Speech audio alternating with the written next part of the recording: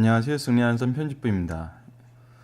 올해 40번째 주 마태복음 26장 1절로 19절 말씀입니다. 우선 이번 주 키워드입니다. 키워드는 마태복음 26장 10절입니다. 예수께서 아시고 그들에게 이르시되 너희가 어찌하여 이 여자를 괴롭히느냐 그가 내게 좋은 일을 하였느니라. 지난주까지 우리는 말씀을 통해서 예수님의 설교에 대해서 배웠습니다.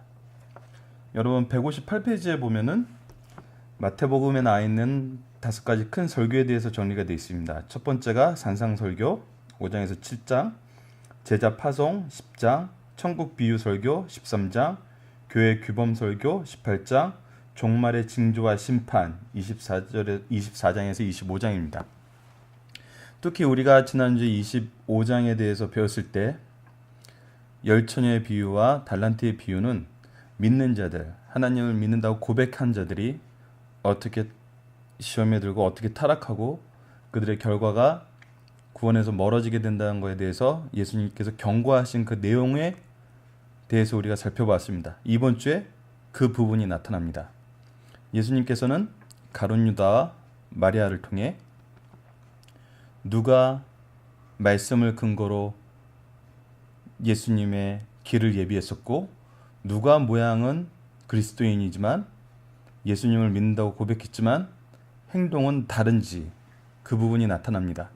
특히 마리아에 대해서 예수님께서 말씀하십니다. 예수께서 아시고 그들에게 이르시되 너희가 어찌하여 이 여자를 괴롭히느냐 그가 내게 좋은 일을 하였느니라.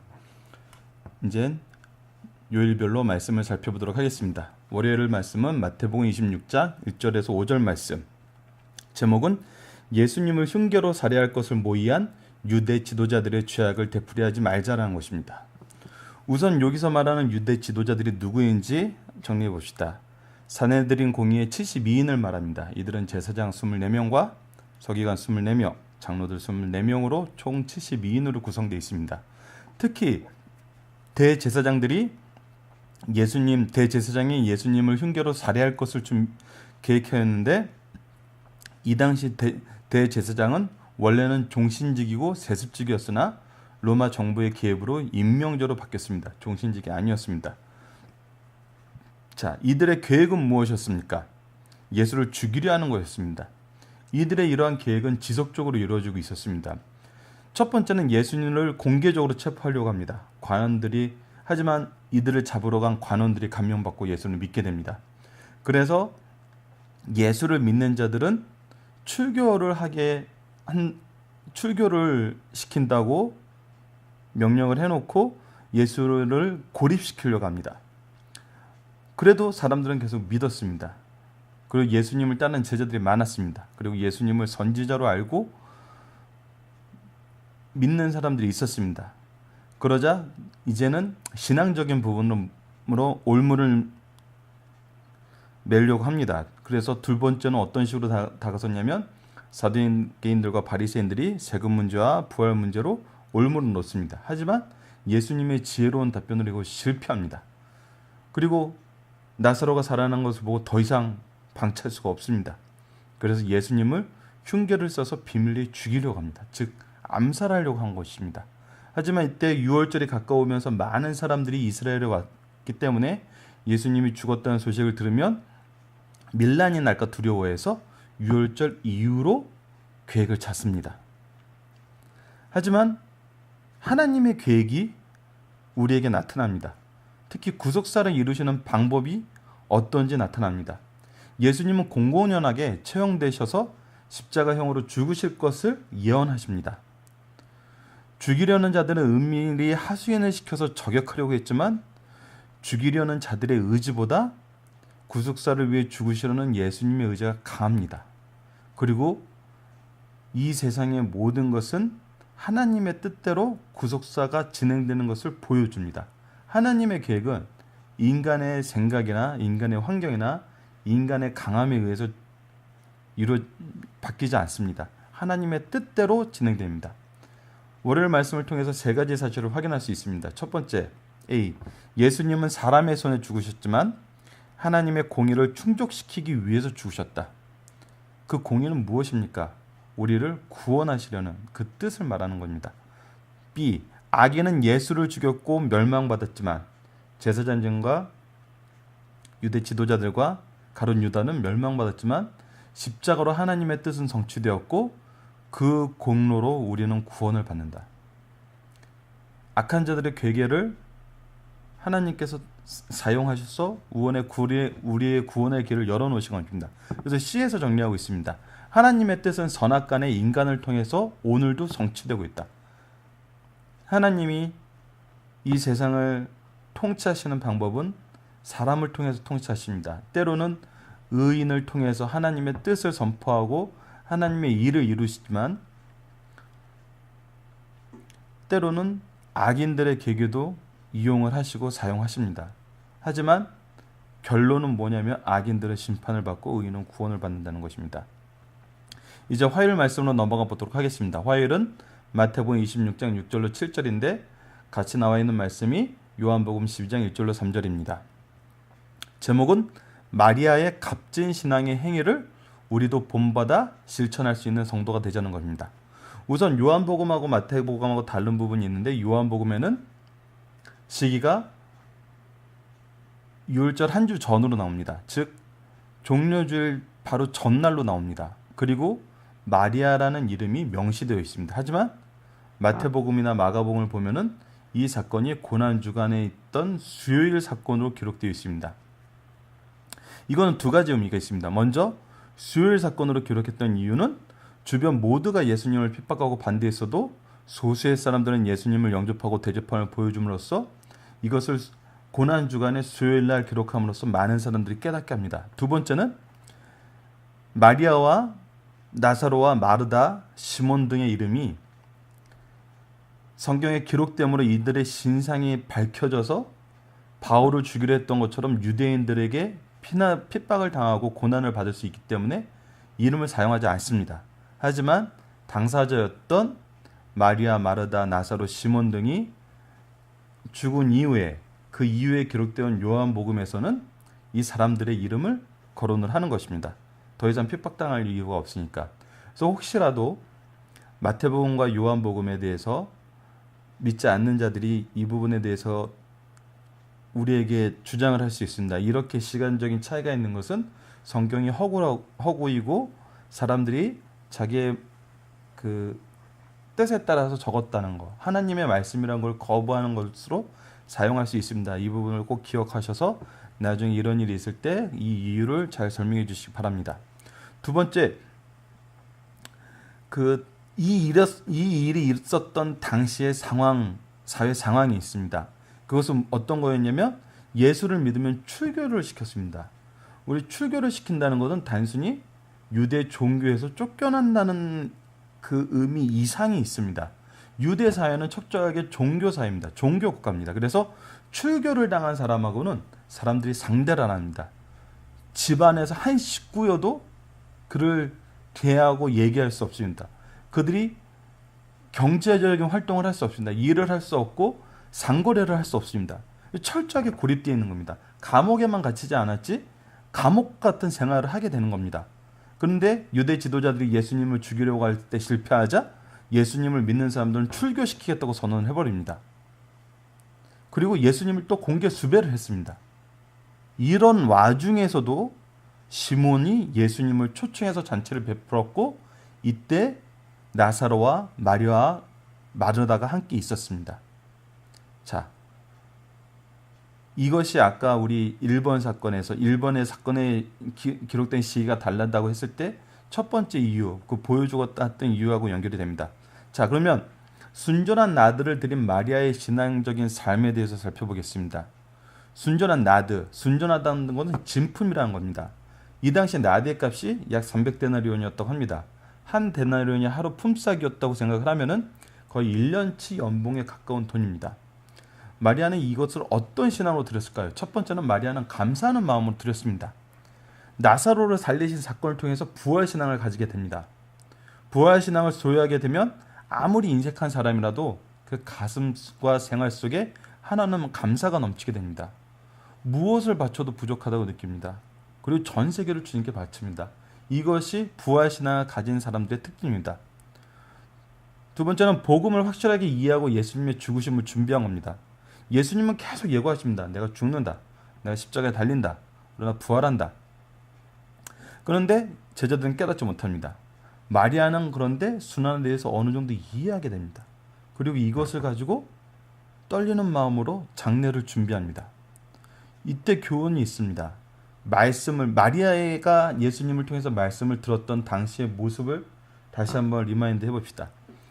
마리아는 항상 예수님 옆에서 말씀을 듣기 좋아했던 것으로 표현이 됩니다. 우리가 말씀을 듣을 때는 항상 가까이에서 말씀을 듣는 것이 중요합니다. 그리고 진지하게 듣는 것이 중요합니다. 그래서 말씀을 진지하게 듣던 사람은 말씀을 기억하고 말씀의 의미를 깨닫게 되며 주님께서 가장 필요하실 때 가장 값진 일을 할 수 있습니다. 예수님은 아무도 준비하지 않았던, 아무도 함께하지 못했던 이 예수님의 죽으심의 사역을 마리아가 준비하는 것을 보고 모든 사람들이 이를 기념하고 기억하게 하라고 얘기를 하셨습니다. 자, 그리고 마리아는 예수님께 온전히 자기 전부를 드렸습니다. 드리면서 손은익을 따르지 않았습니다. 가룟 유다는 예수님을 향한 마음을 빈민구제와 비교하고 평가합니다. 우리가 신앙 안에서 하는 모든 행동, 모든 사랑과 희생, 이것을 사람들은 뭔가 다른 것과 비교해서 손익구조를 따지려고 합니다. 성경에서 말씀하시는 것, 성경에서 우리에게 항상 가르쳐주는 것은 분묘에 대한 행위는 손익을 따지지 않는다는 것입니다. 이것은 비단 성경뿐만 아니라 일반 사회 윤리에서도 그렇게 생각을 합니다. 하지만 우리가 가장 많이 시험에 들 때는 이러한 행위를 우리가 돈으로 짜다질 때입니다. 십자가를 앞에 둔 예수님께서 기쁜 마음으로 드리는 것은 영적 부모, 스승을 대하는 마음입니다. 자, 우리는 때로는 마리아의 이 사건을 통해 보면서 이 순전한 나드에만 집중을 해서 생각하는 경우가 있습니다. 하지만 이 순전한 나드, 여러 가지 의미를 둡니다. 어떤 사람들은 정말 이 비싼 것을 준비해서 드린 그 마리아의 그 물질적인 헌신에 포커스를 두는가 하면 때로는 마리아는 부한집이었으니까 이 정도는 할 수 있지 않았냐, 이렇게 생각하는 사람도 있습니다. 그런데 우리가 더 깊이 봐야 되는 것은 이 순전한 나드를 예수님 머리에 뿌리고 난 후에 했던 행동에 대해서도 우리가 살펴봐야 된다는 겁니다. 한 단면만 보고 넘어가서는 안 된다는 겁니다. 자, 머리털로 발을 닦습니다. 여인에게 있어서 머리털의 의미는 굉장히 소중하고 중요한 것입니다. 그런데 이것을 엎드려서 발을 닦는 데 사용합니다. 자신의 가장 아름답고 소중하게 여기던 것으로 가장 더럽고 지저분한 것을 닦고 있는 겁니다. 그런데 이것을 너무나 경건하게 순종하는 모습을 합니다. 자, 머리털로 발을 닦았다는 것은 어떤 의미입니까? 물질, 마음, 체면까지도 주를 위해서 쓴다는 것입니다. 돈이 있는 사람 돈으로 헌신할 수 있습니다. 지위가 있는 사람 지위로 헌신할 수 있습니다. 하지만 자신의 명예를 깎고 자신의 모든 것을 엎드린 채 내려놓으면서 주님을 섬기기에는 힘들다는 것을 우리는 경험을 통해서 알고 있습니다. 하지만 마리아는 자신의 명예, 인격, 사업, 직장, 재물, 시간, 재능을 예수님의 사역과 예수님과 비교해서 비교할 수 없는 것으로 그 신앙을 고백하고 있는 것입니다. 자, 마지막으로는 마리아는 가장 적절한 시기에 주님을 사랑했습니다. 이때가 지나면 주님을 도와드릴 수 없습니다. 예수님은 영광의 몸으로 부활하시고 창조자의 능력으로 모든 것을 이루셔서 우리에게 나타나십니다. 이때는 이제 더 이상 도움이 필요 없습니다. 이때만이 예수님이 정말 도움이 필요한 시기였습니다. 인류에게 내일의 보장은 없습니다. 오직 오늘뿐, 오늘 할 일은 우리가 해야 됩니다. 우리가 좋은 신앙의 모습을 갖고 있고 좋은 신앙의 모델을 향해서 나아간다고 하면서 이 시기가 지나면, 이 일이 해결되면, 아니면 내일, 아니면 오후, 미래에 대한 보장은 인간에게 없습니다. 우리는 그 신앙에 대한 명령을 받았을 때, 그 신앙에 대한 우리의 마음의 감동이 느꼈을 때 그 일을 실천해야 됩니다. 자, 그림을 통해서 다시 한번 살펴보도록 하겠습니다. 마리아의 신앙, 감사하는 마음으로 드렸습니다. 예수님의 죽음을 준비합니다. 이것은 말씀의 의미를 바로 깨달았기 때문에 이루어지는 것입니다. 말씀의 의미를 바로 깨닫지 못하는 사람들은 이런 신앙의 모습을 보일 수 없습니다. 이것이 우리가 말씀 중심의 훈련과 연구를 하는 이유입니다. 온전히 자기 전부를 드립니다. 손익계산을 하지 않습니다. 가장 적절한 시기에 드립니다. 자, 수요일 말씀으로 넘어가 보도록 하겠습니다. 마태복음 26장 8절로 13절. 제목, 마리아의 선하고 값진 행위에 대한 제자, 특히 유다의 잘못된 평가를 본받지 말자. 마리아의 행위에 대한 평가들이 있습니다. 첫 번째는 유다의 평가입니다. 제자들이 보고 분개하여 이르되 무슨 의도로 이것을 허비하느냐. 허비한다고 합니다. 이 향유를 어찌하여 300데나리온에 팔아 가난한 자들에게 주지 않느냐 하였느냐 하니, 이러면서 오히려 예수님까지 비난합니다. 왜 이런 것을 받아줬냐고 합니다. 그런데 예수님의 평가는 어떻습니까? 그가 내게 좋은 일을 하였다. 나의 장례할 나를 위하여 그것을 간직하게 하라. 내 장례를 위하여 함이라. 복음이 전파되는 곳에는 이 여자가 행한 일도 말하여 그를 기억하라. 예수님의 평가가 있습니다. 훗날 요한이 요한복음을 통해서 성령께서 내려주신 결론은 무엇이냐면, 이렇게 말함은 가난한 자들을 생각함이 아니요 그는 도둑이라.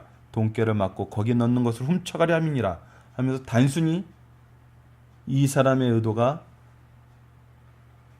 경제적인 타당성을 따진 것이 아니라 오히려 욕심과 거짓으로 이루어진 것이라고 성령께서 우리에게 가르쳐주고 있습니다. 가룟 유다의 주장은 마리아의 행위는 지각이 있는 여자라면 있을 수 없고 허비이며 그것을 받아주는 선생님도 이해할 수 없다는 것입니다. 이 주장은 가장 선하고 합리적이고 사회정의를 실현하는 것 같지만 그렇지 않습니다. 한국에서도 이런 문제가 있습니다. 너무 모든 것을 물질, 경제적인 내용으로 평가를 하려고 합니다. 근데 이것은 잘못된 것입니다. 세상을 살아갈 때 때때로 경제적 계산만으로 일을 처리할 수 없을 때가 있다는 것을 우리는 알고 있습니다. 인생사에 있어 손익계산에 의해 살아가는 부분도 있지만 여전히 사랑과 희생을 필요하는 경우도 있습니다. 우리 성도들이 이 부분이 결여됐다면 인격의 균형이 깨지게 되는 것입니다. 가룟 유다는 계산의 세계에서는 빨랐지만 사랑과 희생의 세계는 알 수 없었습니다. 이것을 모르고 애족을 내세우며 사랑과 희생 행위로 허비로 보았습니다. 하지만 이런 행위는 자기 욕심을 채우지 못한 불평에서 나온 것이고, 이런 사람은 남의 것을 도둑질하는 자이고 자기 것을 가난한 자에게 줄 수 없는 자임을 오늘 말씀은 가르쳐주고 있습니다. 목요일 말씀으로 넘어가도록 하겠습니다. 마태복음 26장 10절에서 4절에서 16절 말씀입니다.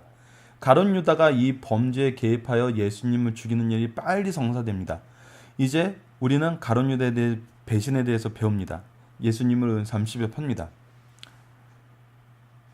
하지만 이것은 성경의 예언이었습니다. 이제 가룟 유다의 배신의 원인에 대해서 한번 살펴보도록 하겠습니다. 유다는 예수님이 하신 일에 실망했습니다. 메시아에 대한 가르침이 자신의 믿음과 달랐습니다. 예수님의 말씀을 받아들인 것이 아니라 자기의 필요에 의해서 예수님이 따랐던 것입니다. 그래서 본래 고집 때문에 더욱더 깊은 구렁이에 빠집니다. 예수님의 가르침과 자기의 생각이 다르면 예수님을 따라야 됩니다. 선생으로 받아들였고 메시아인 걸 안다면 바뀌어야 합니다. 그러나 유다의 철학이나 생애 목표나 예국신과 예수님의 생각과 하나님의 계획은 너무나 거리가 멀고 부당한 것이라고 생각합니다. 두 번째, 유다는 자기 계획을 더 이상 지체할 수 없어 조급해합니다. 당시 예루살렘에는 궁중들이 모여서 거사에게 적합했습니다. 많은 사람들이 모였기 때문에 이때 예수님께서 거사를 하시면 성공할 가능성이 많았습니다. 로마를 쫓아내고 부정한 지도자들을 몰아낼 수 있습니다. 그러나 예수님은 정반대로 죽음을 말씀하십니다. 그리고 철없는 여자가 장례를 준비했다고 칭찬을 합니다. 유다는 이걸 받아들일 수 없습니다. 그래서 자기만의 계획을 실현합니다. 그런데 이렇게 된 결정적인 이유는 사탄이 그 마음에 들어갑니다. 주님보다 더 귀한 것이 있었기 때문입니다. 유다의 마음에 사탄이 들어갔습니다. 왜 들었습니까? 돈을 사랑했기 때문입니다. 돈이 왜 필요한가를 모르고 그저 돈만 알았기 때문에 이 세상에 있는 것을 사랑하지 말라고 합니다. 성경은 누군지 세상을 사랑하면 하나님의 사랑이 그 안에 있지 않다고 요한일서 2장 15절에 우리에게 가르쳐주고 있습니다. 신자가 세상을 사랑하고 돈을 사랑하면 마귀가 그 속에 들어가게 됩니다. 그러면 돈도 소화하지 못하고 돈 때문에 영육이 죽는 결과를 가져옵니다. 우리가 받아 조심해야 될 교훈이 있습니다. 첫째, 가룟 유다는 예수님 앞에 자기가 너무나 강했습니다. 자기를 내려놓고 자기를 부시지 못했습니다. 둘째, 가룟 유다는 심령의 계조가 없었습니다. 변해야 되는데, 말씀을 통해서 자기의 잘못을 깨닫고 예수님 중심된 삶으로 변해야 되는데 그러지 못했습니다. 신앙인 일보다는 사상적인 인물이었습니다. 셋째, 가룟 유다는 최후의 기회를 놓쳤습니다. 회개하고 십자가 앞에 나가야 되는데 그는 제사장과 장로들에게 갔습니다. 금요일 말씀입니다. 마태복음 26장 17절에서 19절 말씀. 초자연적인 능력을 보이시고 유월절 식사를 준비케 하신 예수님입니다. 이제 유월절 준비에 대한 말씀으로 넘어갑니다. 유월절 준비 과정에 나타난 역사를 봅시다. 유월절을 준비할 수 없는, 굉장히 이 제자들과 함께 할 수 없는 그 상황이 있었지만 예수님께서는 창조주의 지각으로 유월절을 준비하십니다. 예수님께서 자기 자신을 위해서는 창조주의 능력을 사용하지 않으셨지만 구속사를 이루기 위해서는 창조주의 능력을 사용하십니다. 그래서 유월절 제도를 완성시키는 성찬을 제자들에게 가르쳐줍니다. 그리고 이것을 우리에게 계속 지키라고 명령해 주십니다. 다음 주에 이 본문의 내용에 대해서 구체적으로 살펴보면서 더 자세히 연구해 보도록 하겠습니다. 자, 이제 학습 목표로 넘어가도록 하겠습니다. 세상 역사를 주관하시고 구속사를 이루시는 분은 누구입니까? 본문 말씀에 세 가지 계획이 나옵니다. 유대 지도자들의 계획이 나오고, 가룟 유다의 계획이 나오고, 하나님의 계획이 나옵니다. 유대 지도자들의 계획은 주기자 단 밀란이 두려우니 유월절 이후에 하자. 가룟 유다의 계획은 예수가 거세했으면 좋겠다입니다. 하지만 하나님의 계획은 정해진 때에 정해진 방법으로 구속사는 이루어진다는 것입니다. 이 내용은 무엇입니까? 하나님만이 이 세상의 유일한 주인이시고 창조주시기 때문에 모든 것은 하나님의 뜻에 의해서 이루어진다는 겁니다. 우리는 그의 피조물이고 우리는 그의 소유된 백성인 것입니다. 창조의 신앙이 있는 사람들은 하나님의 역사에 대해서 확신을 가질 수 있습니다. 자, 두 번째 문제. 마리아의 신앙이 값지게 평가받는 이유는 무엇입니까? 화요일 말씀에도 나타났다시피 신앙의 태도를 보면 태도와 내용과 그 실천에 대해서 우리 정리할 수 있습니다. 마리아의 신앙의 태도는 가까이 항상 말씀 듣고자 했습니다. 그리고 받은 은혜를 귀중히 여겼습니다. 부활의 신앙, 예수님의 말씀, 예수님의 가르침, 이 모든 것을 귀중하게 여겼습니다. 그리고 그 신앙의 내용은 말씀 중심의 신앙이었습니다. 말씀을 진지하게 듣던 사람들은 말씀을 기억하고 말씀의 의미를 깨닫게 되며 주께서 가장 필요하실 때 가장 값진 일을 할 수 있다. 본문의 내용을 다시 한번 강조해 봅니다. 그리고 신앙의 실천이 있었습니다. 주 예수보다 더 귀한 것은 없네. 이 신앙을 실천했습니다. 그냥 구호로 외치고 그냥 적당한 선에서 끊는 것이 아닙니다. 나의 명예, 인격, 사업, 직장, 재물, 시간, 재능을 주님과는 비교할 수 없는 것으로 여기고 모든 것을 주님 앞에 내어놓을 수 있었고 주의 일이라면 실천할 수 있었습니다. 마지막으로 유다가 예수님의 제자로서 사도의 특권을 유지하지 못한 이유는 무엇인가? 배신의 원인이 무엇이었죠? 유다는 예수님이 하시는 일을 실망하였습니다. 유다는 자기 계획을 더 이상 지체할 수 없어 조급했습니다. 유다는 이렇게 된 결정적 이유는 사탄이 그 마음에 들어갔기 때문입니다. 그래서 우리가 받을 교훈에 대해서 아까 살펴본 것과 같이 동일합니다. 그런데 우리가 지난주 말씀과 연결해서 봅시다. 다섯 처녀는 하나님 말씀대로 준비해서 신랑과 그 잔치에 들어갔습니다. 마리아는 말씀 중심으로 살아서 예수님이 필요한 일에 쓰임받았고 헌신했습니다. 하지만 유다는 모양은 있었으나 그 내신은 없었습니다. 지난주 말씀과 연결해서 유다에 대해서 우리 다시 살펴보고 우리가 어떤 모습을 가져야지 우리가 유다처럼 예수님을 배반하지 않고 우리가 조심스럽게 말씀 중심으로 살 수 있는지 예수님의 일을 끝까지 할 수 있는지 살펴보는 승리하는 삶 식구들 되기를 바랍니다. 마지막으로 키워드 다시 한번 보도록 하겠습니다. 예수께서 아시고 그들에게 이르시되 너희가 어찌하여 이 여자를 괴롭게 하느냐 그가 내게 좋은 일을 하였느니라. 마태복음 26장 10절. 내가 예수님께 좋은 일을 하였다는 칭찬을 받을 수 있는 승리하는 삶 가족 여러분 되시기를 간절히 기도합니다. 감사합니다.